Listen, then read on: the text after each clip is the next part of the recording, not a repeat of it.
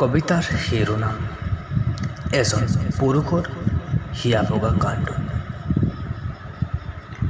কোনেনো শুনিব এজন পুৰুষৰ হিয়া ভগা কাণ্ড? মাতৃৰ বেমাৰত কত কি কষ্ট, কিন্তু নিজৰ বেমাৰৰ চিকিৎসাৰটো কথাই নাই। পিতৃৰ মৃত্যুৰ পিছত এজন পুৰুষৰ হিয়া ভগা কাণ্ড কোনেনো শুনিব? সকলোৱে কয় পুৰুষে হেনো নাকান্দে।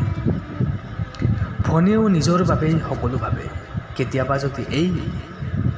যদি এই এবাৰ দাদাৰ কথা ভাবিলেহেঁতেন। নাই, আজি সকলো নিজ স্বাৰ্থ। কেৱল ভনীৰ মুখত এটাই কথা, নবৌজনী অহাৰ পৰা দাদা সলনি হ'ল। ককাইদেউ ভাবে তাৰ দেখোন অগাধ টকা পইচা, কিন্তু এবাৰলৈ নাভাবে যে এটা কোম্পানীৰ চাকৰিত বেতননো পাওঁ কিমান টকা। ভাইটিয়ে ভাবে মাজুদাই আগতকৈ বহুত বেলেগ হ'ল, বহুত সলনি হ'ল।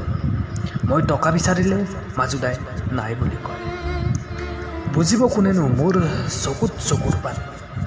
মাতৃয়ে সকলো বুজিও আজি মাত, কাৰণ তিনি পুত্ৰক কাকোৱেই এলাগে কৰিব বিচৰা নাই মাতৃয়ে।